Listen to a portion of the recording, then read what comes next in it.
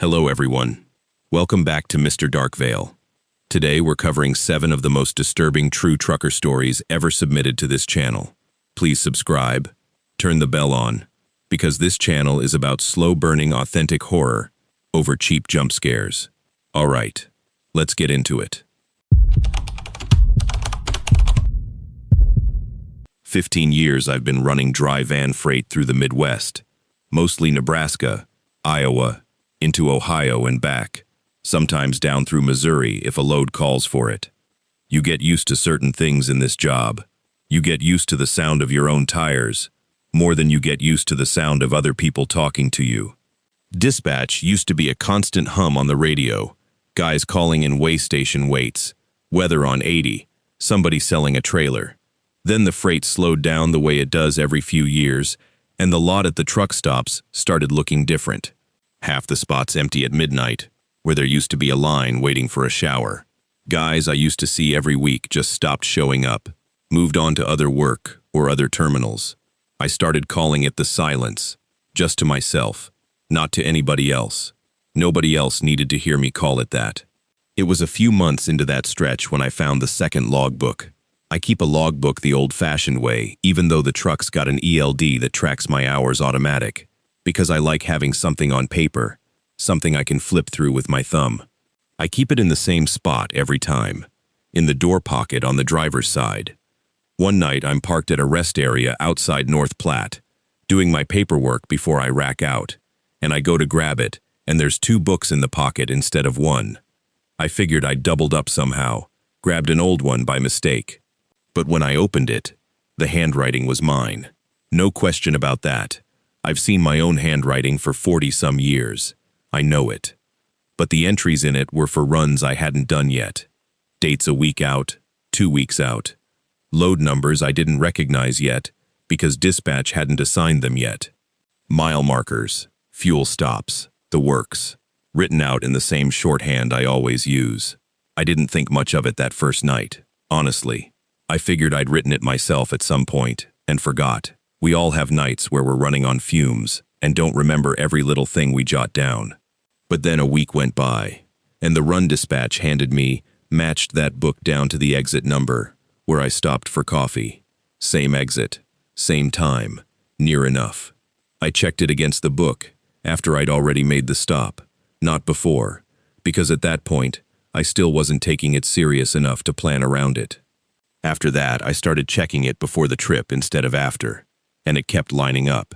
Not close, exact, down to which pump I fueled at in Kearney, down to a construction slowdown outside North Platte that the book had noted 3 days before the highway department ever posted anything about it. I want to be clear, I wasn't spooked by this, the way you'd think. I've done this job long enough that a man gets practical about strange things before he gets scared of them. My first thought wasn't, what is this? My first thought was, well, if it's right, I might as well use it. Saves me some guessing on fuel stops and weather. So I did. I started planning my rests around what the second book said, and it kept being right, and I kept using it. And that became just another part of the job, like checking the weather or checking my tires. The first thing that really made me stop and think came about a month in. I decided to test it, not because I was scared, more because I'm the kind of man who doesn't like being told what to do, even by myself, apparently. The book had a stop written in for a truck stop outside Ogallala, said I'd be there around 2 in the afternoon. So I skipped it, kept driving straight through, didn't take the exit, felt a little satisfied with myself, like I'd won something small. Then I blew a tire 20 minutes later, right around 2 in the afternoon, and had to limp it into the next exit to get it patched. That exit was the Ogallala stop. I sat in that lot for near 2 hours, waiting on a tire tech, and I went back through the logbook, my real one, the ELD data too, trying to figure out when exactly I could have written those future entries if I hadn't lived them yet. And here's the part that actually got under my skin, more than the tire, more than the coincidence. My ELD showed gaps, not big ones. 15 minutes here, 20 there, stretches where the truck was parked, engine idling, and I had no memory of that time at all. Not tired, not asleep that I recalled, just gone. And those gaps lined up, near as I could tell. With nights, the second logbook had gotten new entries added to it. So somewhere in those gaps, I was writing it. Not something else. Not somebody else. Me. Just a version of me that wasn't keeping the light on when he did it. That should have scared me more than the flat tire did. And it did. Some. But it also did something else.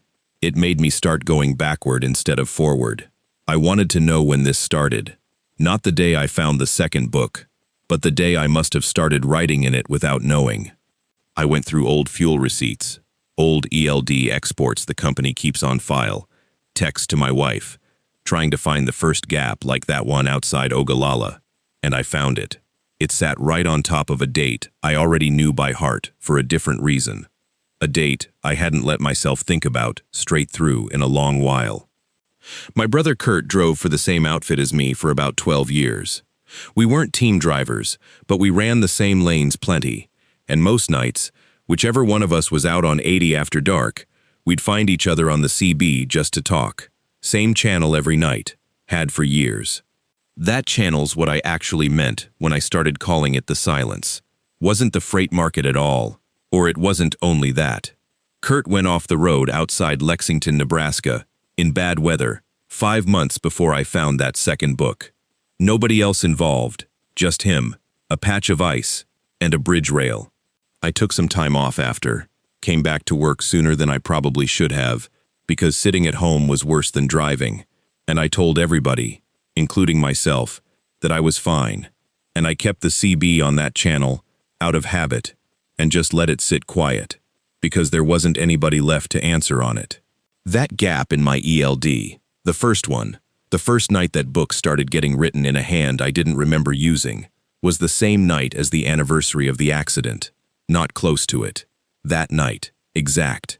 I want to say that scared me straight into throwing the book out, but it didn't. If anything, it made me hold on to it tighter, because for the first time in 5 months, it felt like there was still something coming from that direction, even if I couldn't explain what. I told myself it was grief, doing something strange to my hands, while the rest of me wasn't looking, and that's still what I tell myself most days. A man's mind will do a lot to keep somebody around a little longer, even if all it can manage is a logbook and a few stolen minutes he doesn't remember losing. I kept using it after that, kept driving the routes it laid out, kept hitting the stops it named, and it kept being right, every time, without fail, for months. And somewhere in there, I started noticing something new, something that changed the shape of the whole thing again. The entries stopped only showing up after a gap in my hours. They started showing up before dispatch had even called me with the load. I'd open the book at night and see 3 days written in for a run, and then the next morning, dispatch would ring me up and hand me that exact number, that exact trailer, like they were reading off the same page I already had sitting in my door pocket. That's where I am with it now. I haven't told the company, and I haven't told my wife, not the whole of it anyway. What I have told is myself, every night before I sleep, that I am not going to turn to the last written page in that book. I've had it a while now, filled up more than half of it in my own 2 hands during hours I can't account for, and there's a point near the back where I know, just from the weight of the pages, where the writing stops.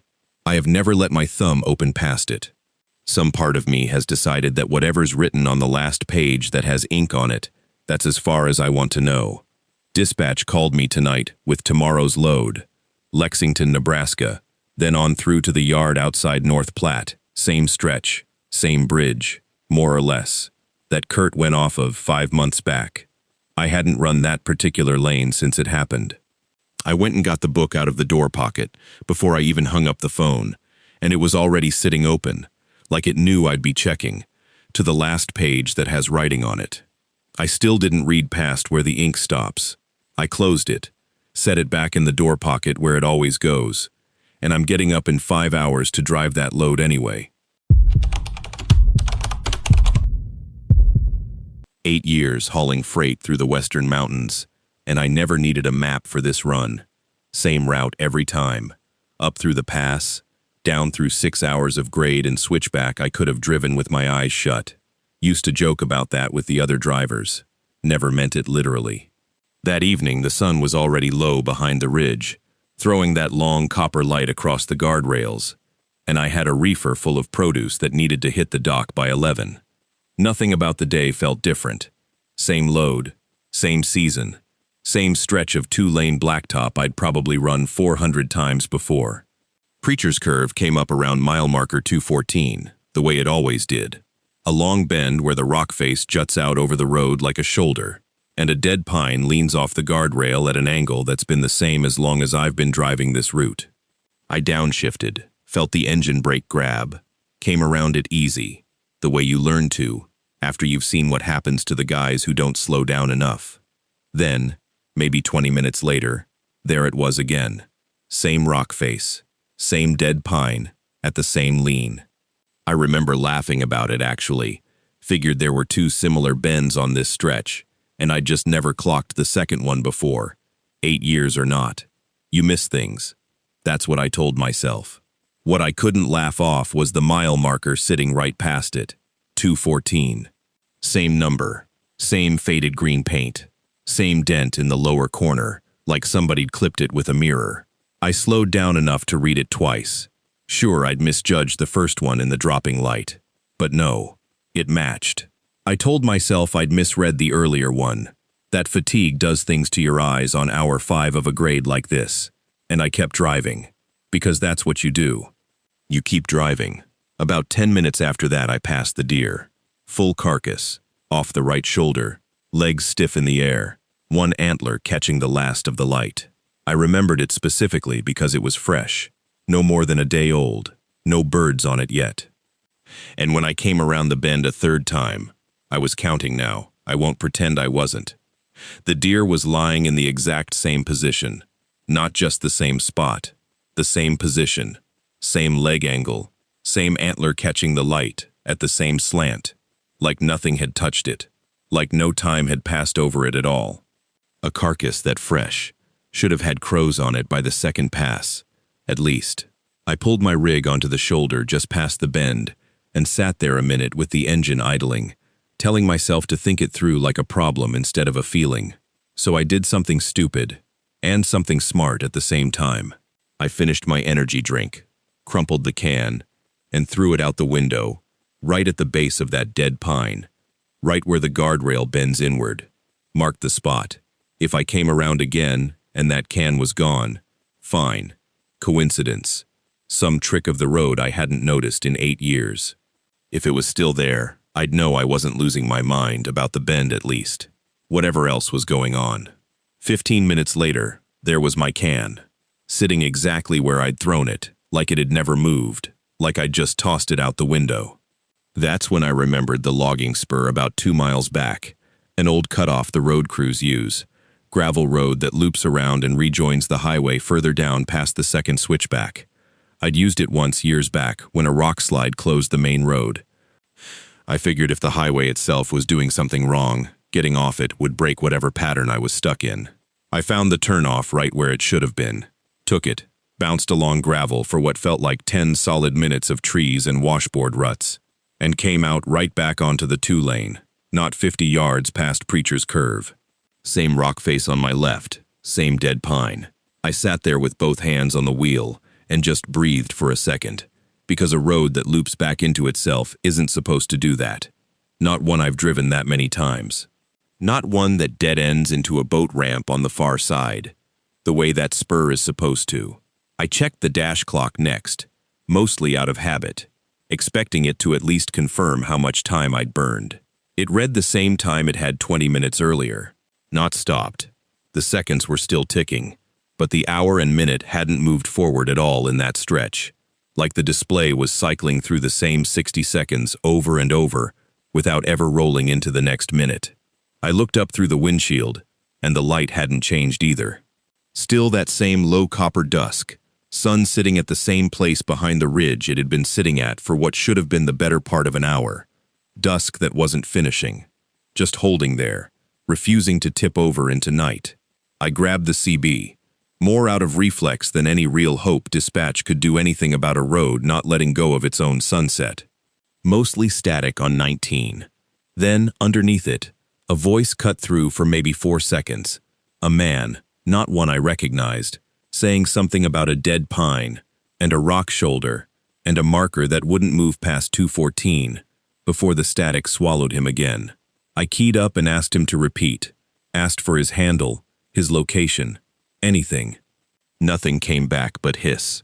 I sat with that for longer than I want to admit, because whoever that was, he wasn't describing a bend that sounded like mine. He was describing mine exactly. Somewhere in that same stretch, I came up on a car pulled half onto the shoulder, hood up, hazards blinking slow in the fading light. No driver in sight. I noted it the way you note anything out here. Potential trouble, somebody who might need a hand, and kept moving, because I had a dock time, and because something about stopping for anything right then felt like a bad idea I couldn't name.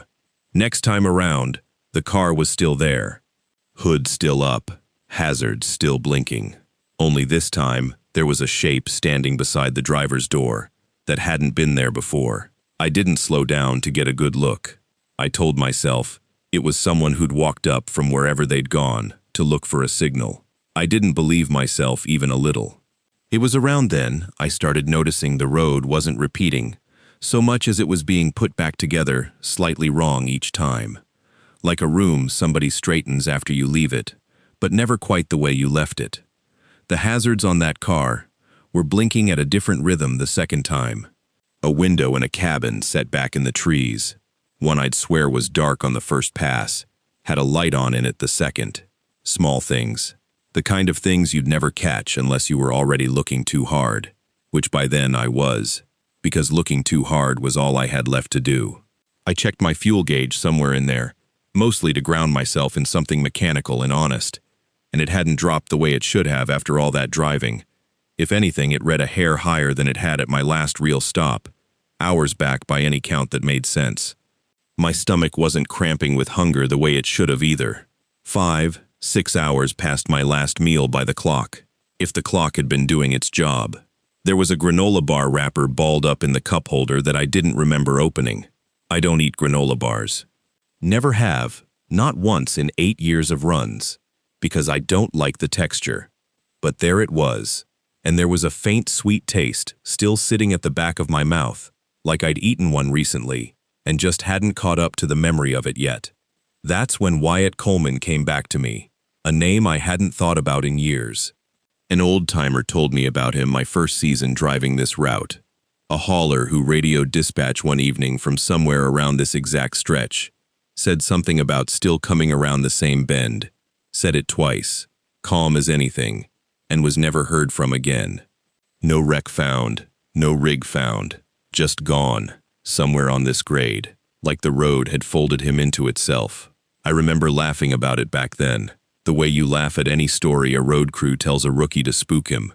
I wasn't laughing about it now.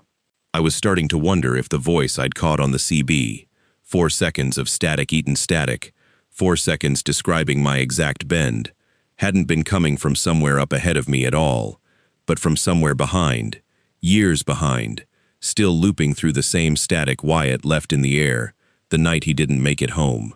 I pulled over one more time, put the truck in park right at the base of the dead pine, and got out to walk it. Needed my own 2 feet on the ground, needed something the dashboard couldn't lie to me about. I walked the bend slow, maybe 80 yards from my cab to the far edge of the rock shoulder, and it took me. I checked my watch on my wrist, the only clock I hadn't let out of my sight, nearly 25 minutes to cover ground that should have taken 90 seconds at a stroll. When I turned back toward the truck, headlights still on, engine still idling. It was sitting maybe 30 yards further down the shoulder than where I'd left it, angled slightly different, like it had rolled or been moved while my back was turned, though the brake had been set, and I know how to set a brake. I got back in, shaking in a way 8 years on this job hadn't prepared me for, and I did the one thing I'd been putting off since the first repeat of that mile marker. I called my wife, straight to voicemail, which happens plenty out here where signal comes and goes. No reason to panic over that alone. But the message that picked up wasn't the one she'd had for the last 2 years. It was new, her voice tighter than I'd ever heard it, saying she hoped I'd call when I could, that it had been 4 days now and dispatch had nothing, that she just needed to hear my voice. 4 days. I'd left that morning. I checked the date on my phone, and it agreed with her. Not with me. Not with the dashboard clock that still refused to move past the same repeating minute.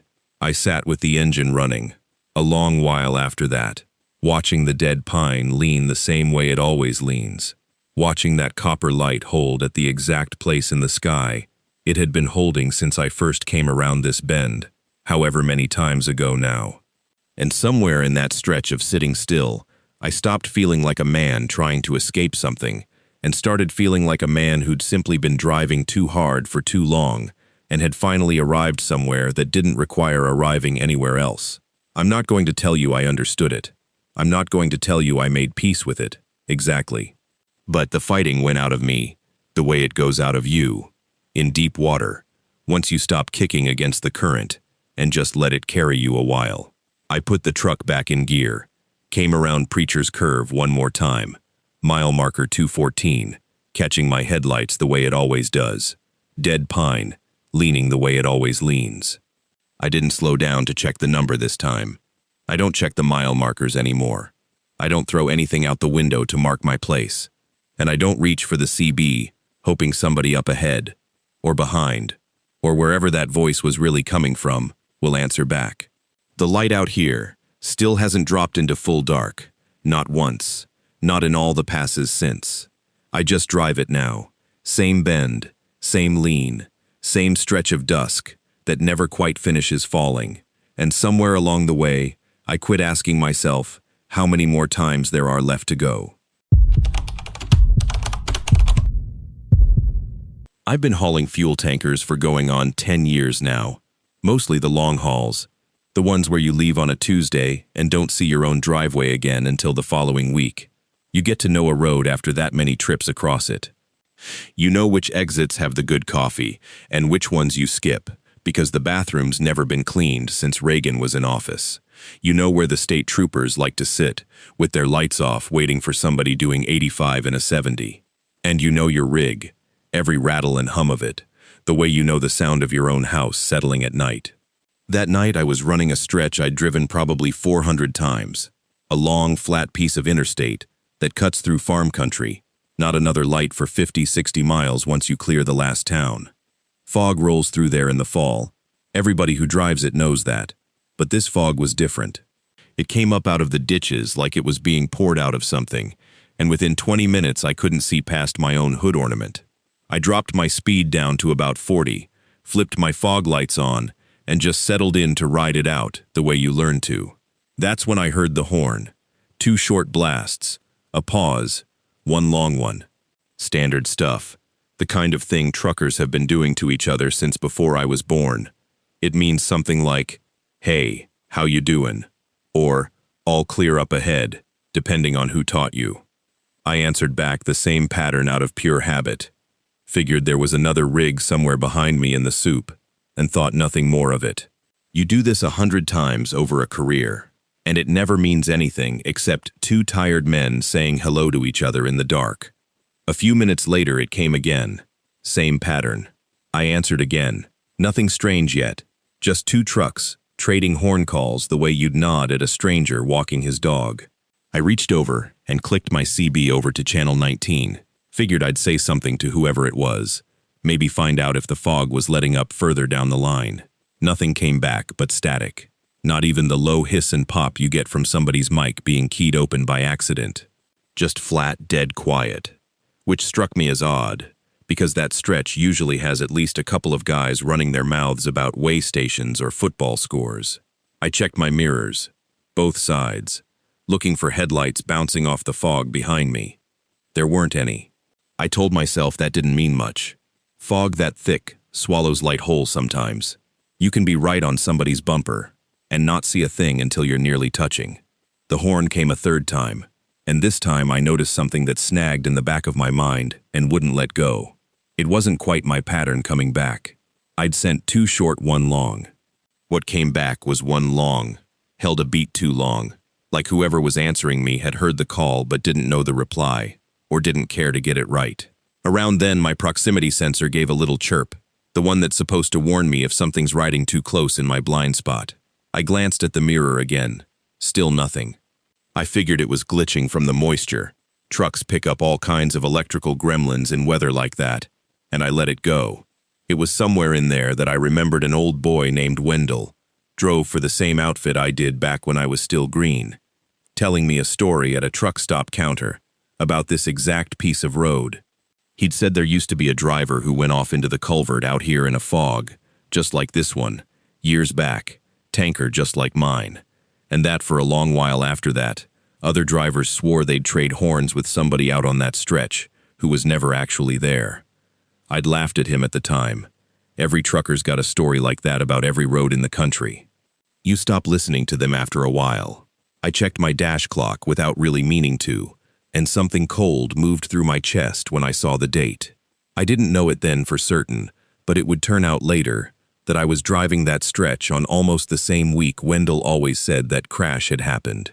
I didn't know that yet. I just felt it, the way you feel, a change in weather before you can name it. I looked at my following distance readout. The radar thing mounted up by the mirror that some of the newer rigs have shows you how many car lengths back the nearest vehicle is. It read 40 feet, then 30. Then it ticked down to 20 while I watched it, and there wasn't a single light behind me the whole time. Not a glow, not a flicker, nothing. I eased off the throttle, figured whoever it was wanted to pass, and I'd let them by and be done with the whole business. My speed dropped from 40 to 30 to 25. The number on that readout didn't change one bit. Whatever was back there matched me exactly, like it wasn't trying to pass at all, just trying to stay right where it was. So I did the opposite. I put my foot down and brought her back up past 50, which isn't smart in fog that thick. I know that. But I wanted whatever it was to fall behind or come around where I could see it. The readout held steady, 20 feet. And here's the thing that really turned my stomach. I never heard an engine. Not once. You cannot run a diesel rig at speed without hearing it, feeling it in your chest almost, and there was nothing behind me but that horn and dead silence underneath it. The next blast came, and something about the tone of it made the hair stand up on my arms before I even understood why. My rig has a horn I had customized myself, a specific note, deeper than stock. I paid a guy in Joplin to rework it years ago because I liked the sound. It's not a common tone, and what came back at me out of the fog was that exact note. Not similar, not close, the same. I sat with that for a minute, turning it over, telling myself there were 100 explanations, sound bouncing strange in fog, my own horn echoing off something. But somewhere under all that reasoning I understood. I was hearing something answer me in a voice that had no business existing anywhere but under my own hood. I thought back again to Wendell, and something else he'd said came up in my memory that I hadn't thought about in years. He said the pattern that driver used to send out wasn't a greeting at all. It was an old distress signal, 3 quick blasts repeated, the kind of thing drivers used before everybody carried a phone, back when the horn was the only way to flag somebody down if you'd gone off the road and needed help. Nobody uses it anymore. Nobody under 50 would even recognize it. And when I really listened to what had been coming back at me through that fog, underneath the mimicry, underneath it copying my own horn, that was the shape of it. 3 short, over and over. Up ahead, right where the shoulder widens out near an old drainage culvert, my headlights caught a shape I'd driven past 1,000 times, without paying it any mind. A bent little white cross somebody had staked into the ground years back, the kind you see on every highway in the country, and stop noticing. This time, it snagged my eye and held it, and I felt the whole shape of Wendell's story settle over me like a wet coat. That's when it hit my door. One blast, right up against the driver's side. So loud and so close, it felt less like a sound and more like something pressing into my ear from a foot away. I jerked the wheel before I could stop myself, looked down out my own window into the fog rolling past 6 feet off the ground, and there was nothing there. No grill, no mirror, no shape of any kind. Nothing but gray moving air, right where a truck the size of mine would have had to be standing to make that sound land the way it landed. I didn't think, after that. I put my foot flat to the floor and kept it there. Didn't care about the fog or the shoulder, or the culvert. Just drove, like the road in front of me was the only true thing left in the world. The proximity readout climbed back up, 30 feet, 50, gone, and somewhere in the next few miles the fog broke apart into thin patches, and then nothing at all, clear black sky, and stars, like somebody had opened a window. I pulled into the first truck stop I hit, sat in the cab, with the engine running for a long while, before I could make myself get out. When I finally walked around the rig with my flashlight, I found a scrape along the driver's door I could not account for, a long, thin gouge in the paint about waist height, running the exact length the mirror housing would leave if something had passed close enough to graze it. There wasn't a mirror there. Mine was still folded in tight, untouched. I called the dispatcher the next morning and asked to be rerouted off that stretch for good. Told him I'd found a shorter run through the next county over, even though it wasn't shorter at all. It just avoided those 50 miles entirely. He didn't ask many questions. I got the sense, from the quiet on the other end of the line, that I wasn't the first driver to make that particular request. I still run tankers, still trade horns with strangers in the fog now and then, same as anybody does out here. But I check my mirrors different now, and I never answer 3 short blasts with anything at all. I just keep driving, and I don't look down. I've been driving the same stretch of dead highway for going on 22 years now, the spur that runs up past Ironwood and cuts along the shoreline toward Ashland, hauling whatever needs hauling, for whichever outfit still pays by the load instead of by the mile. There used to be 4 stops worth stopping at on that route, a truck wash, 2 gas stations, and a diner. Now there's just the diner. The gas stations closed when the paper mill shut down and took half the town's paychecks with it, and the truck wash burned down for reasons nobody bothered to investigate too hard. So at 2 in the morning, coming down off the ridge with my headlights, the only thing moving for 40 miles, that diner is the one lit window left in the dark. Lund's, the sign says, though I don't think there's been an actual Lund running the place since before I started this route. I stop there most nights. Not because the food's anything special. Diner food is diner food, and I've eaten enough of it in enough states to know Lund's isn't doing anything nobody else is doing. I stop because it's lit, and because after 4 decades of nights like this, you get particular about the small comforts, and a warm room with a working coffee pot is about as good as it gets out here. Here's the thing I didn't think much about for a long time, and then couldn't stop thinking about once I noticed it. My plate is always on the counter before I even sit down. Not close to ready. Done. Steam still coming off it, timed to the exact minute I walk through that door. And my arrival time isn't fixed. I hit weather. I hit a slow scale. I stop to help a stranded car once in a while. So some nights I roll in at 140 and some nights it's closer to 3. Doesn't matter. Plate's there. Meatloaf. Mashed with the well of gravy dug out just right. Creamed corn on the side. Black coffee. No cream. And a wedge of pie, with a crumb top instead of a lattice. Because I never liked biting through a lattice crust, and I stopped saying that out loud to anybody a long while back. The first night I really registered it, I figured somebody'd gotten lucky with the timing. A cook watching headlights come down the ridge, maybe. But it kept happening, night after night, on the money. And eventually a man starts wondering if he's the one getting lucky, or if something else is going on. So I tried to catch whoever was doing it. Came in fast one night. Didn't slow my walk from the truck. Went straight around the counter and back toward the kitchen window, before anybody could clear out. Kitchen was empty. Plate was already sitting on the pass-through. Mine, same as always. Back door was locked from the inside. I stood there a good 10 seconds, looking at an empty kitchen, with a full plate that had my name on it, more or less, and no explanation for how it got there. I asked the woman running the register, a heavy-set gal named Deb, who I don't think has ever once looked surprised by anything in her life, who was cooking back there. She just said the kitchen handles it, like that was an answer, like it wasn't strange at all, that a kitchen with nobody in it had handled my food dead on again. That bothered me more than if she'd told me something strange. People aren't supposed to be that calm about a thing that doesn't add up. I started testing it on purpose after that. which I'm not proud of, since it meant burning time, and diesel I didn't need to burn. I'd leave a stop early some nights, late on others, take the long loop through the old mill road, just to throw the timing off.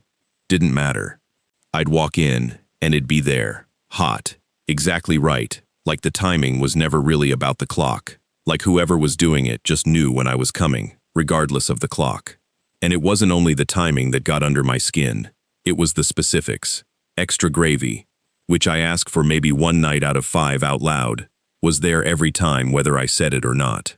No butter on the roll, which I quit asking for altogether once my doctor put the fear of God in me about cholesterol, and I never told a soul that reason, just quietly stopped requesting butter and let people assume I'd forgotten. Whoever was making that plate knew the reason I wasn't saying.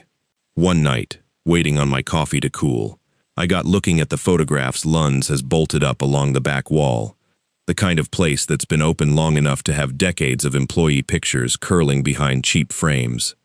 There was one of a young waitress, dark hair pulled back, half a smile like she'd been rushed into the shot. Something about her face snagged on me, the way a face does when you can't place why. A regular sitting near me, an old-timer who came in for coffee and company more than food, saw me looking and said, unprompted, "That's Rosie. Ran these tables longer than about anybody who's worked here since." I asked if she still worked there. He got quiet a second and said Rosie's been gone about 2 years now. Her heart, sudden, right there in the parking lot after a closing shift. He said it plain, the way people say things once the shock's worn down into just a fact they carry, though it put a weight straight through me hearing it. Because 2 years meant I'd probably sat in her section plenty of times over the 20-some years I'd been stopping at Lund's, and I couldn't call up her face once before that photograph put it in front of me. I want to be honest about what that did to me, because I've turned it over plenty of times since. It didn't scare me the way you'd think. It didn't send me running for the truck. What it did was make the whole thing feel bigger than a kitchen mix-up. And once you let yourself think something's bigger than it should be, you start seeing evidence everywhere.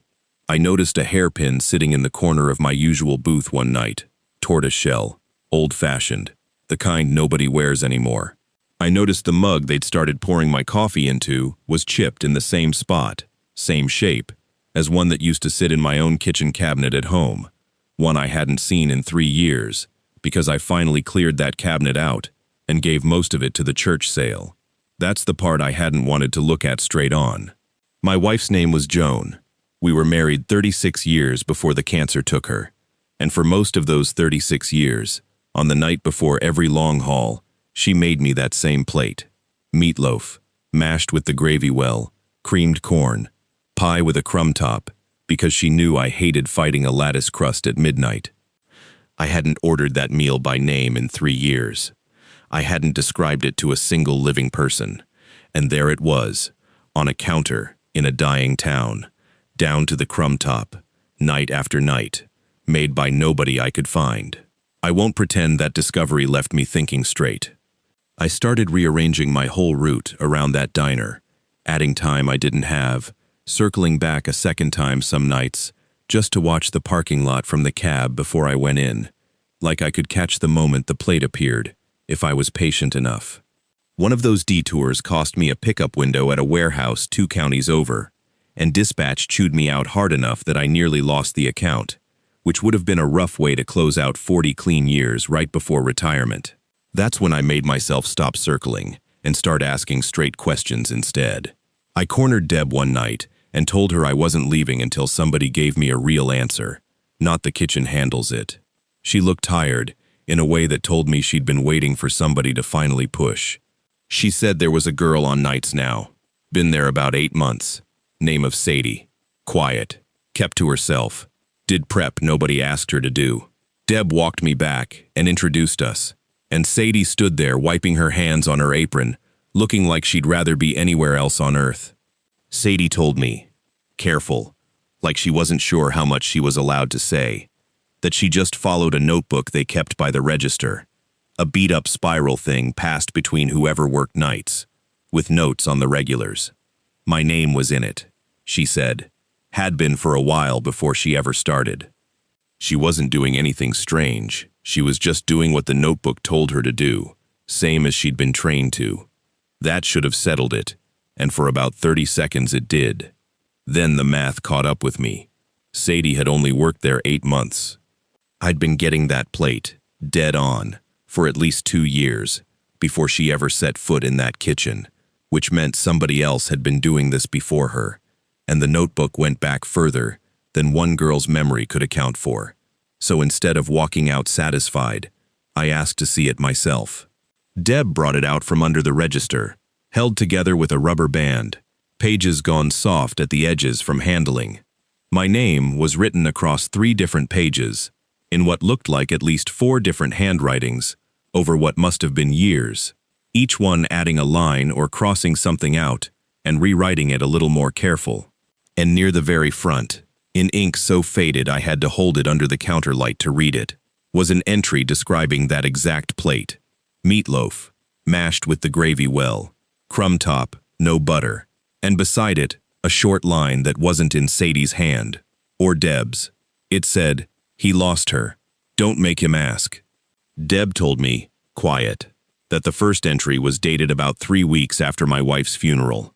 She checked it against an old work schedule taped inside the cover, and the handwriting on that first line matched shifts worked by Rosie. I don't have a clean explanation for how Rosie knew what to write. My best guess, and it's the one I've settled into, because it's the one that lets me sleep, is that I said something to her once, some night in that first terrible stretch after Joan died, when I was running on no sleep and less sense, the kind of night where a stranger behind a counter is safer to talk to than anybody who actually knows you. I don't remember saying it. I've tried. But it's the only thing that fits. A grieving man handing a piece of himself to a waitress he'd never really looked at, and her deciding, for reasons that were entirely her own, that it was worth writing down so whoever came after her wouldn't let it drop. She's been gone 2 years now. Whatever she started didn't die with her.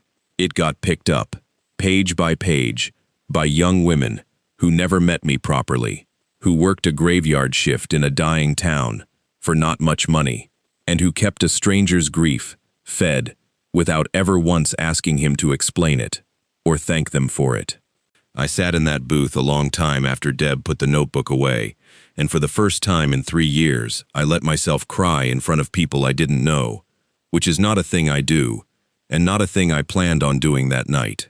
I've got a few months left before I turn this route over to somebody younger and hand my keys back to the company for good. I still stop at Lund's most nights. The plate's still there when I walk in, and I've stopped trying to catch the exact moment it appears, because I understand now that isn't really the point, and never was. What I know is that somewhere behind that pass-through, on any given night, there's a tired kid working a shift nobody envies, following instructions left by a woman who died before that kid was likely even hired, keeping a promise she never made to me directly, for a man she mostly knows as a name, in faded ink, and a booth that's always the same booth. I still don't know exactly what I said to Rosie that night, or why it stuck with her the way it did, but I know it isn't really about the food, and hasn't been for a long while. It's about somebody deciding, all those years ago, that a stranger's grief was worth remembering, and enough people since agreeing with her to keep it going. That's a harder thing to find on a dead highway than a hot plate ever was, and I mean to keep showing up for it as long as the lights stay on. 22 years I've been running freight through the Southeast, and in that time you learn the way stations the way you learn the back of your own hand. You know which ones run hot on their scales, which inspectors wave you through with a nod, which ones make you sit in that line for 45 minutes just because a supervisor's watching from the office window. So when I say something was wrong with the scale outside a station I'd been rolling through for going on 11 years, I need you to understand, I wasn't some rookie jumping at shadows. I know steel. I know weight. I know what an empty trailer feels like under me, the way it rides high and loose, bouncing on bad pavement, instead of settling into it like a loaded one does. I was running a dedicated lane back then, hauling produce up from Central Florida into the Carolinas, then coming back down empty to reload. Same route, 3, sometimes 4 times a week. Same scale house waited for me on the way back, sitting off the interstate like it always had, and I'd roll through it deadheading, trailer light as a drum, nothing in it but a broom and some busted pallet slats rattling around. First time it happened, the light told me to pull onto the scale like always, and the readout came back 480 pounds over what my paperwork said an empty trailer should weigh. I sat there a second, figuring I'd misread it. The inspector, a heavy-set guy named Purvis, who I'd talked with plenty of times waiting in line, leaned out and told me the same thing. Said maybe my tare weight was logged wrong somewhere. Maybe I picked up some mud in the wheel wells. Told me to get it looked at. I laughed it off. Mud'll do that, sure. You drag half a swamp through some of these back roads down in Florida. It packs into the frame rails and the mud flaps, and next thing you know, you're a couple 100 pounds heavier than your paperwork says. Nothing about that story felt strange to me. I've hauled mud before. Second time was 4 days later. Same empty trailer, same return leg, and the scale kicked back 650 pounds over. I remember sitting in that line thinking about the mud excuse and knowing it didn't hold up because I'd pressure washed the whole undercarriage 2 days before at a truck stop outside Valdosta. Frame was clean. I'd seen it clean with my own eyes. So I started running the numbers different in my head. Maybe it was the scale itself. Stations run calibration checks, sure, but not as often as they should. And a scale that's drifted can read heavy on everybody who crosses it, not just me. That's the thing that actually got under my skin enough to do something about it. Not the number. The idea that maybe it wasn't real at all, and I needed to know one way or the other, because a driver who ignores an overweight flag and it turns out to be legitimate is a driver who's about to eat a citation, or worse, get his authority pulled for a pattern of non-compliance. So on the next run, before I ever got near that scale house, I pulled into a truck stop and paid to weigh across a certified scale, the kind drivers use to check themselves before a state inspection. Watched the printout come out of the machine myself. Trailer empty, tractor fueled, same as always. It came back 810 pounds heavier than the tare weight on my registration. That was the first time the ground moved under me a little, because that scale wasn't the state's.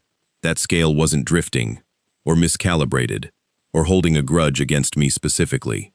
That scale belonged to a private truck stop 300 miles from the weigh station, and it told me the exact same story. Whatever this weight was, it was riding with me. It wasn't the station. It wasn't the equipment. It was mine. I did what any driver would do next. I climbed up into that trailer at the next stop with a flashlight and walked it end to end. Empty. Swept clean. Actually, cleaner than I usually leave it, because at that point, I'd started being careful, checking every load I dropped for stray pallets, stray anything. E-track rails bare. Nothing wedged up under the nose. I got down on my knees and ran my hand along every seam of that floor like I was looking for a dropped wedding ring. Nothing. I checked the belly box where I keep chains and binders. Empty, same as always. I checked the fuel tanks weren't overfilled.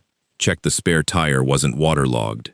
Checked every explanation a 22-year driver has stored up over 2 decades of finding weird things wrong with a rig. Every explanation came up empty, and the number kept climbing anyway. Next trip, it was 900. The one after that, over 1,000. I want to be honest about something. Somewhere around 1,000 pounds, a number that's a person, or close enough to 2 people, is when I started sleeping worse. Not because I believed anything was actually happening, because I couldn't explain it, and 22 years of driving teaches you that the things you can't explain are usually the things that end up costing you your license or your life, and I didn't know yet which one this was going to be. 3rd week in, I was parked for my 10-hour break at a rest area off the interstate, one of the quiet ones without much lighting, mostly reefer units running and drivers asleep in their bunks. I'd gotten into the habit by then of checking the trailer before I climbed into the sleeper. Just a habit, a compulsion really, flashlight and a slow walk around. I unlatched the doors, swung them open, and before the light even hit the inside, I felt the whole trailer shift, not settle. Shift. The way a trailer moves when weight inside it changes position. A rock through the suspension, you feel more in your gut than you hear. And right on top of that, I heard it. A scrape. Quick. Moving away from me toward the nose of the box. Low to the floor. Gone before I could even get the flashlight up. I stood there in that open doorway for what felt like a long time, not moving, because every instinct I had told me not to climb up alone in the dark after whatever had just shifted its weight off the back wall and gone quiet up front. When I finally did go in, sweeping the light corner to corner, there was nothing there. No shape, no shadow, ducking behind a wheel well, nothing but 48 feet of empty aluminum and my own boots on the floor. But down along the nose wall, caught in the hinge of the E-track, there was a scrap of fabric, dark, synthetic, the kind of thing that tears off a jacket sleeve when somebody's moving fast in a tight space. Near it, tucked against the wall, a granola bar wrapper, folded small, the way somebody folds trash when they don't want it rattling around and giving them away. And on the floor itself, a patch maybe 2 feet across that was warmer than the rest of the aluminum, warm the way a floor gets when a body's been lying on it. I didn't sleep that break. I sat in my cab with the dome light on and the doors locked, running through every version of a rational explanation, and none of them held. A stowaway climbing into a moving trailer at highway speed isn't realistic. A stowaway getting into a trailer that's sealed with my lock at a locked and gated yard without breaking that seal isn't realistic either. Unless somebody had a way to open that door that didn't involve breaking the seal at all, which meant somebody who understood exactly how those seals work. Because you don't fake your way past one of those without knowing the numbering system, the way they're supposed to look when they're legitimate, the way an inspector or a driver glances at one for half a second and moves on without really checking it. So I started checking. Every stop after that, I photographed the seal number on my phone before I left the yard, and photographed it again every time I stopped, comparing digit for digit. For a while, nothing. Then, about a week later, at a fuel stop in Georgia, I looked at that seal, and something about it sat wrong with me, before I even pulled up the photo to compare. When I did, the numbers were close. Not identical. The last 2 digits were swapped. A 6 where there should have been a 9. Easy to miss if you're not looking. Exactly the kind of mistake somebody makes when they're working fast in the dark with a replacement seal that's close enough to pass a glance, but not close enough to survive somebody actually checking. That's when this stopped being about mud in the frame rails or a scale drifting out of calibration. Somebody was getting into my trailer between stops, doing it clean enough to fool a tired driver doing his walk around at 4 in the morning, and doing it with real seals, or close enough copies that they'd pass anywhere but under a phone camera zoomed in tight. I got friendly over those weeks with the inspector at the home station, Purvis, the way you do when you're crossing the same scale 3 times a week for years. Ended up telling him more than I probably should have, mostly because I needed to say it out loud to somebody who wouldn't think I was losing my mind. He didn't laugh at me the way I expected. He got quiet instead, and told me I wasn't the only one. Said there'd been other drivers on that corridor, a couple of them hauling for the same company I subcontract through, who'd come through with the same complaint over the last several months. Phantom weight on an empty trailer, always a few hundred pounds, always climbing over a run of weeks before the driver either quit the route or requested a transfer. He told me something else too, something he probably shouldn't have, which is that when they'd pulled the timestamps on those flagged weigh-ins, they clustered hard around one stretch of hours. The stretch that lines up with a 10-hour mandatory break.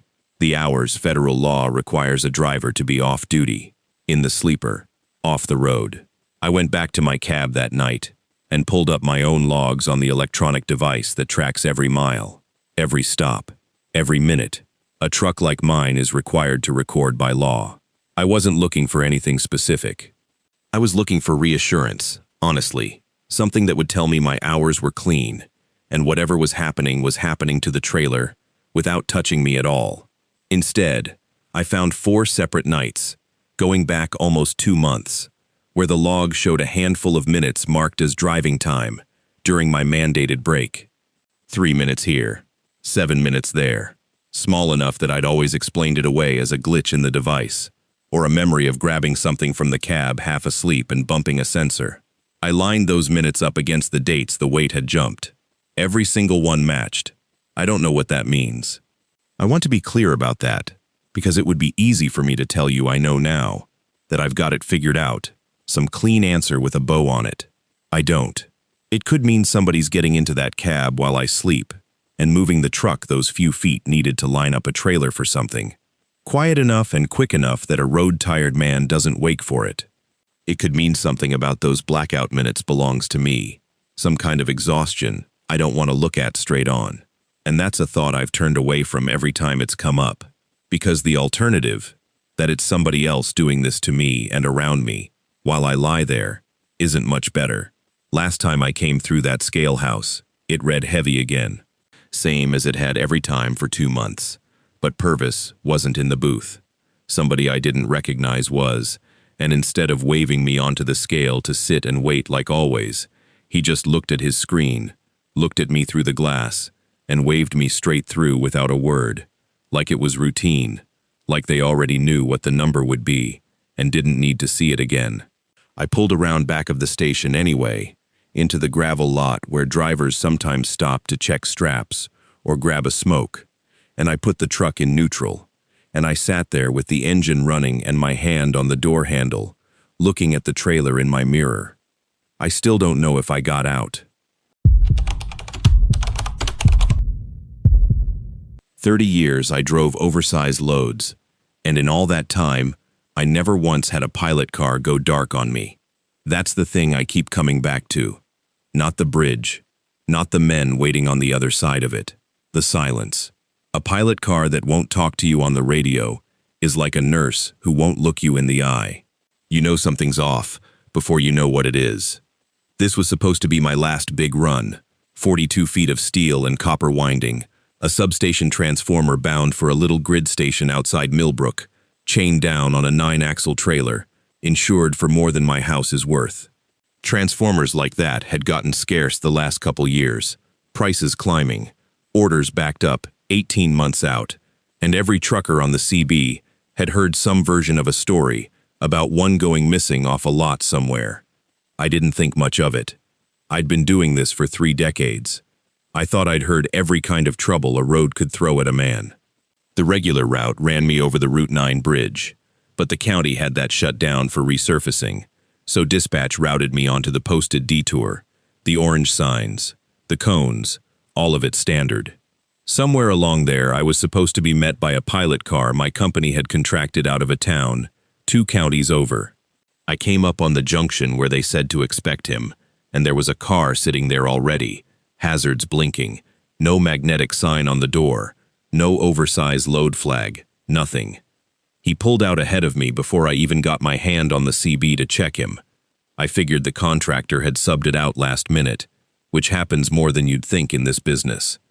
Once you've got 80,000 pounds rolling behind you, you don't just stop cold at a live junction to ask questions.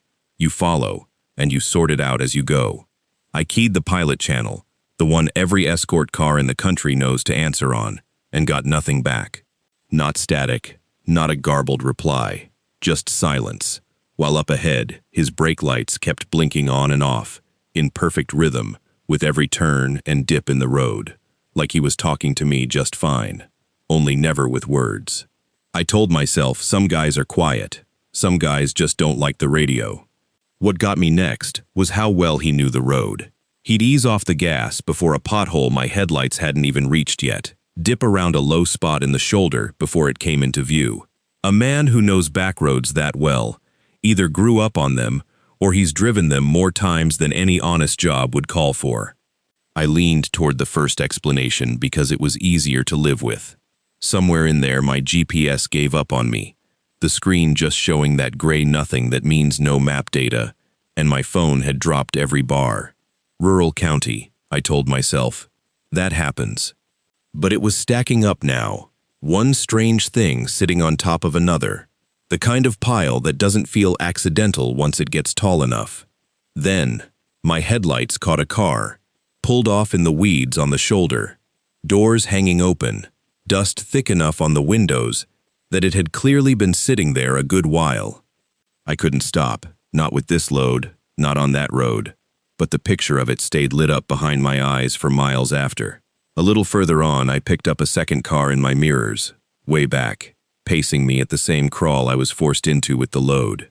Its lights cycling on and off instead of just running steady like a normal car covering ground. I told myself it was somebody else using the same detour. Tight formation for a stranger, but I told myself that anyway. Then I caught one bar of signal on a rise and got my dispatcher on the phone, and everything I'd been telling myself came apart in about 4 seconds. She said the real pilot car, the one the company actually hired, had blown a wheel bearing outside a town I'd already passed hours back, and they'd been trying to raise me ever since to tell me to park it and sit tight for a relief car, which meant the man leading me right now, down roads with no name on my GPS, had nothing to do with my company, my load, or me. I sat with that for a minute, while the wipers cut through a light rain, and the transformer rocked gentle behind me in its chains. A load like mine, worth what it was worth, short in supply the way it was exactly the kind of thing I'd heard rumors about disappearing off flatbeds in the last year. Crews working the shortage the same way scrap thieves work a copper wire spool. I hadn't taken those stories seriously. Nobody takes them seriously until they're the one hauling the thing everybody wants. I thought about just stopping right there, letting the whole rig sit until daylight, or help or something. But the road had narrowed into switchbacks with no real shoulder to speak of. Nowhere I could put 80,000 pounds without blocking the lane outright, and stopping cold alone out there in the dark didn't feel like safety. It felt like exactly what somebody might be hoping I'd do. I watched his taillights up ahead go fully dark for 2-3 seconds at a stretch, then come back on clean. No flicker, no dying bulb about it. That's a switch, not a short. That's a man making sure he can't be seen from somewhere I couldn't see either. We came up on a crossroad and there was another car sitting there in the dark, engine running, no headlights at all. And as we passed, it flashed its brights once, a single hard pulse, then went black again. That wasn't a stranger waiting his turn at a stop sign. That was a handoff. That was one link in something with more than one man in it. I checked my mirror right after, and the car that had been pacing me for miles was gone, peeled off at that same crossroad, and I had no way of knowing if it was gone for good or gone to make sure nothing came up behind me the way I'd come. My hands stayed on the wheel, steady out of habit more than courage, while my head went back over the last hour, trying to find the seam where things had gone wrong. And I found it. I could place, almost to the mile, where the real detour signage had ended, a sign a good while back that said "Resume posted route," before this car had ever shown up in my lane at all. I'd been off the actual detour for longer than I'd realized, following a stranger's brake lights instead of my own memory of what the county had posted. And right behind that thought came another one, a specific one, a sign with red on it, right at the exact bend where this pilot car had first pulled out in front of me. I remembered the color, the shape of it in my peripheral vision, and I remembered his brake lights flashing at that same instant, pulling my eyes off the shoulder and onto his bumper. I couldn't tell you the words on that sign if you paid me. I only remembered that it looked wrong for something that was supposed to be telling me the detour was over and the coast was clear. The trees closed in tighter after that, old growth crowding the shoulder, and then my headlights found it. A bridge, single lane, timber decking gone gray and soft-looking, rust bleeding down the guardrail supports. Nothing about it built for anything close to what I had chained down behind me. And up ahead, easy as you please, his brake lights eased toward it, like crossing that thing was the most natural next step in the world. 30 years teaches you a habit or two, and mine was this. I never crossed questionable ground with a heavy load without getting out and walking it first, no matter who was leading me, no matter how many times I'd made a run before. So I stopped, hazards on, and climbed down with my flashlight, and the pilot car just sat there at the far end, idling, waiting on me, the way you'd wait on someone who was always going to catch up eventually. The load rating plate on the bridge was half torn off, but I could still make out the number, and it wasn't a number that had any business anywhere near my rig. Along the rail I found gouges in the old timber, fresh ones, with a smear of paint caught in the wood that didn't come from my truck. Somebody else's trailer had already tried this crossing and hadn't made it through clean. That's when I saw what was staked out on the far bank, past where my flashlight beam really reached. Just shapes at first. A flatbed backed in at an angle. A rig, under a tarp with the unmistakable outline of a cutting torch setup. Two men standing near it, one of them lighting a cigarette, the ember flaring orange in the dark for a second, before it dropped. They weren't there to steal my whole truck.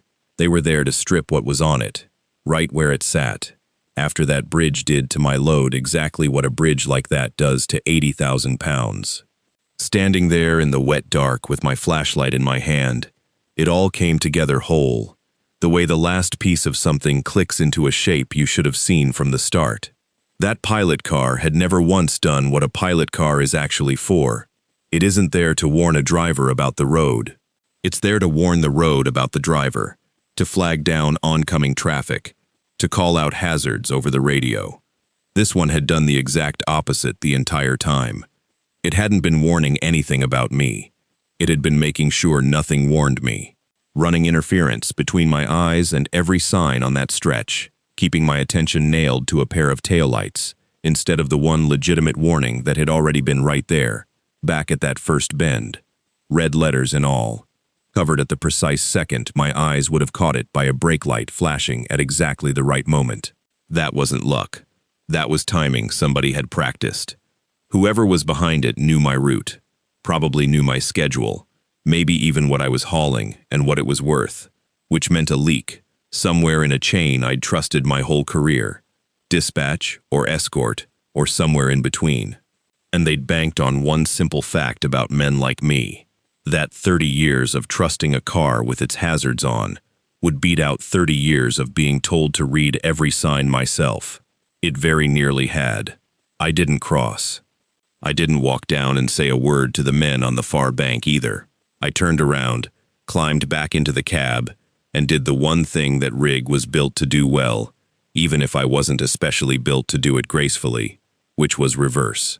Mirror by mirror, no room to turn. The whole outfit crawling backward up that single-lane road for the better part of a mile until I found a wide enough pull-off to swing the trailer around. Sweat soaked through my shirt despite the cold, watching that pilot car's headlights the entire time, waiting for them to come at me. They never moved. They just sat there dark at the mouth of that bridge like they already knew I wasn't coming across. Like this had happened before, and they knew exactly how it played out when it didn't work.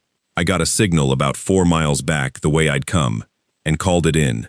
Dispatch first, then the state police, sitting in a gravel pull-off, with the engine running, and my hand still not all the way steady. It took them the better part of the night to get out there, and by the time a trooper walked that bridge with me in daylight, the flatbed and the men and the pilot car were long gone, not even tire tracks left worth photographing on that hard-packed timber. What came out over the following weeks, through the investigation, and through the kind of talk that moves through trucking circles faster than any official report, was that I hadn't imagined any of it. There'd been a small operation working that region for the better part of a year, riding the same shortage that had made my load worth stealing in the first place, and they had somebody feeding them manifests and schedules, close enough to the industry to know which trucks were worth the trouble and which nights they'd be running.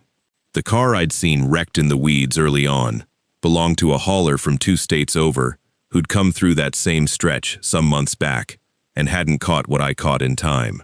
He lived. His load didn't, and neither did most of his trailer, and he never did get a straight answer out of anybody about what exactly happened to him out there. I retired about 6 weeks after that, same as planned, same party, same watch from the guys at the yard, and everybody wanted to hear the story of the last run more than they wanted to hear about the watch. I tell it plain now, the way I've told it here. And if there's one thing that stuck with me past the fear of it, it's this. I don't care whose hazards are blinking in front of me anymore. I don't care what letterhead or company name or badge gets waved my direction. I read every sign myself now. Every single time. Because the night that almost cost me 30 clean years came down to nothing more complicated than trusting a light in front of me over words that were sitting right there in plain sight the whole time, waiting on me to just look. I've been driving a dry van cross-country for 18 years now, and if you'd asked me 2 years ago whether I still listen to the CB, I would have laughed at you. Everybody thinks truckers are still out there yapping on Channel 19, but that world's mostly dead.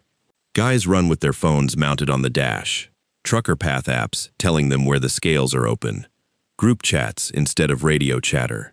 The CB's still bolted under my dash, because I never had a reason to rip it out. And some nights, out of habit more than hope, I flip it on anyway. Most nights it gives you nothing but a low, static hiss, like a rock filling a bathtub, real steady and empty.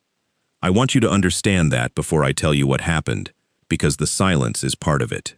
I went almost 6 weeks without hearing another human voice on that radio. Not a trucker griping about a scale house, not a lot lizard joke, not even some kid testing his rig's antenna. Nothing. Just me, my headlights, and about 800 miles of asphalt between deliveries most nights. So when the radio clicked on with a voice, out around 3 in the morning somewhere on a flat stretch of interstate, with nothing around but dark fields, it about took the coffee out of my hand. It wasn't chatter, it was a radio check, done properly. The old way nobody bothers with anymore. Breaker, breaker, radio check, anybody copy. Formal, careful, a little stiff, like someone reciting something they'd been told to say, rather than something they'd grown into saying. It sounded young, not a kid's voice exactly, but young in that way you can hear before someone's put enough miles behind them to sound tired. I keyed up without even thinking about it, because 18 years of habit doesn't care that the world's gone quiet. I told him he had a good copy, strong and clear. He thanked me, and then he said something that took the floor out from under the whole night. He called me Icebreaker. I want to explain what that means, because that name hasn't existed anywhere outside my own head in about 18 years. When I was coming up, my trainer gave me that handle after my first winter run through the mountains, back when I jackknifed on black ice on a downgrade and put my trailer sideways across both lanes doing about 40. I came within maybe 6 feet of a station wagon with a family in it. I hung up against the guardrail with my nose pointed at the drop-off below. My trainer, an old boy named Merle, got on the radio while I sat there, shaking so bad I couldn't unclip my belt, and he said something like, "Well, you really broke that ice out there, didn't you?" The other drivers thought it was funny. I did not. Every time somebody used that handle, it reminded me how close I came to killing people who never even knew my name. The second I had enough seniority to run under something else, I dropped it and never picked it back up. I never told my wife the real story behind it. I never told anybody. There was no forum, no old trucking message board, nowhere on any screen anywhere that handle existed. It lived in my chest, and nowhere else. I told myself somebody was messing with me. Some old coworker who remembered the story secondhand, maybe. Playing a long joke. Using a burner CB just to spook me on a lonely stretch. That explanation held up for about a day and a half, right up until I spent an evening at a truck stop trying to run down who could possibly know. I called 2 guys I still keep in touch with from those years.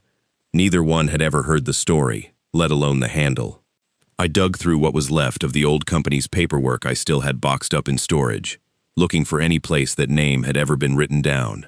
It wasn't. Not on a single form. Not in a single log. It had only ever existed out loud, over the air, 18 years gone. Whoever this kid was, he hadn't found that name. He'd been given it, the same way I had. The radio checks kept coming, always somewhere between 2 and 4 in the morning. Always on nights I was running solo through stretches, with nobody else around for 50 miles. And it stopped being just the handle. A few nights in, he mentioned the guardrail. Not the wreck in general, the guardrail specifically, and the way I'd sat there afterward, with both hands locked on the wheel, too scared to look down at the drop, more scared of what I'd almost done to that family than of what almost happened to me. That's not a detail Merle would have told anybody, because Merle never knew I felt that way. Nobody knew. I hadn't said it out loud in 18 years, and I hadn't written it down anywhere either. Hearing a stranger's voice hand it back to me on Channel 19 made my hands go cold on the wheel, in a way the coffee couldn't fix. I tried to get somebody else to hear him. 2 nights later, I caught another truck's headlights coming the opposite direction and got him on the radio. Some older guy hauling reefer, and I asked if he'd heard anybody doing checks that night. He told me the channel had been dead as a graveyard the whole shift, nothing but static. Hadn't heard a voice all night besides mine just now. I didn't push it, but that sat wrong with me the rest of the drive. If the kid was really out there broadcasting, somebody else should have caught him too. Radio waves don't care who you are. So I started digging the way you dig, when you can't let something go. I called around to a couple of old dispatchers from the company I trained under. Women who'd been doing that job so long they remembered names better than most people remember their own kids' birthdays. One of them, after some hemming, told me there had been a trainee that same winter, a kid barely into his 20s, who died in a wreck a few months into training. She didn't remember all the details, and the company itself doesn't exist anymore. Sold off and folded into something bigger a decade back. Records long gone or buried in some warehouse nobody's opening for a phone call from a guy chasing a ghost story. But she gave me enough. Same season. Same region. Even, best she could recall, a similar stretch of mountain road. The closer I looked, the worse that similarity got. Every detail I could piece together about that dead trainee lined up almost exactly with my own first winter. Same grade, same kind of storm rolling through. A near miss with a car that, by her telling, sounded a whole lot like a station wagon. It got to where I wasn't sure anymore if I was hearing about somebody else's night, or somehow hearing my own night handed back to me, with somebody else's name stapled on top of it. I called Merle. He's retired now, in his 70s, living outside a small town in Ohio with his wife and too many dogs, but his memory for those years is still sharp as anything. I asked him straight out if there'd been another trainee running that same route that winter, somebody besides me. He got quiet for a second, and then he told me no. Flat out, no hesitation once he answered. He said it was just me out there that night, just me and him on the radio and the ice. Nobody else on that grade. I remember sitting in my cab with the phone against my ear, feeling like the ground had shifted under the whole truck. That should have been the end of the search, but it wasn't, because 2 weeks later, I finally tracked down a box of my own old paperwork I hadn't opened in years, training slips, and old logs stuffed in a folder in my mother's garage. I found my training completion form, signed and dated by Merle, marking the day I finished my final supervised run. I also, out of some instinct I can't fully explain, pulled the old hospital paperwork from that same winter, the bill my insurance fought over for months afterward. The dates didn't match, not by a day or two either. My completion form was dated for a morning, when the hospital had me flat on my back in a bed, 4 days deep into a stretch nobody in my family likes talking about. A coma I came out of not remembering how I got there. Somebody signed off on training I have no memory of finishing, on a day I wasn't capable of driving anything. That number sat with me longer than anything else did. 4 days. I went back through my own memory of the last couple of weeks, counting the nights that voice had checked in on me. 1 radio call a night, never missing, and it came out to 4. 4 nights of contact, matching 4 days I spent unconscious 18 years ago. A stretch of time I have never once been able to account for. No memory of it at all. Just a gap where 4 days should be. I won't pretend I came to some clean, tidy explanation, because I didn't. What I came to instead was a feeling I couldn't shake once it took hold, that whoever was on that radio wasn't remembering my accident from the outside. He was living inside those 4 missing days, somewhere I couldn't reach and never had. Still finishing a drive that never technically ended for him the way it ended for me. I don't know how a person carries a thought like that around and still gets behind a wheel every night, but I did, because the alternative was turning the radio off, and I found I couldn't do that either. The last few nights, something in his voice changed. He stopped sounding rehearsed. The radio checks got shorter, quicker, like he didn't have the patience for the formality anymore. He started describing conditions.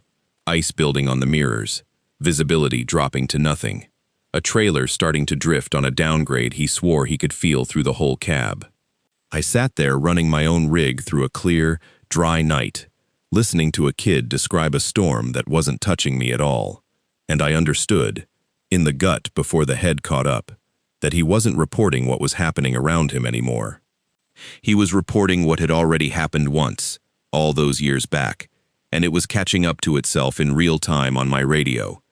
The night it ended, I checked my own paperwork before I even pulled out of the yard, and the date matched. 18 years to the night since the guardrail. I hadn't planned my route around it, hadn't even clocked it until I saw it staring back at me off my own logbook. A storm had rolled in that I hadn't expected.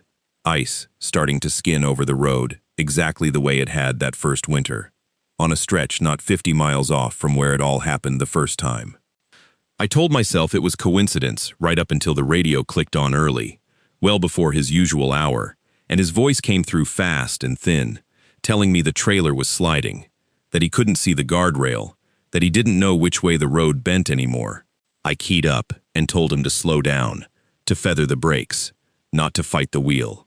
Everything I wish somebody had gotten to tell me 18 years ago, before I found all that out on my own at 40 miles an hour. I told him to get off the grade if he could, find a runaway lane, anything. I was still talking when his voice cut off, mid-word, gone the way a call drops, when the person on the other end simply isn't there to finish the sentence. I sat on that shoulder a long while, with the engine running and the radio hissing its old empty static, waiting for him to come back. He never did. Not that night. Not any night since. I pulled the original incident report on my own wreck a while later, something I'd never once bothered to read in 18 years of carrying that story around, and found that Merle's radio call that night, the one that brought help out to the guardrail, cut off mid-sentence too, right in the middle of giving the mile marker, same as if the accident itself had reached up and taken the words out of his mouth. I still run that same stretch of road most winters, same company, same handle I've used for the better part of 2 decades now. I've never told anybody most of what I just told you, because I don't have anywhere to put it that makes sense. I don't know if I was listening to somebody else's last night, or my own, playing out somewhere I can't get back to, and never entirely left. All I know is the radio still clicks on some nights out of habit, and some part of me is always listening for a young voice asking if anybody's out there, and some other part of me isn't sure anymore which side of that question I'm supposed to be on.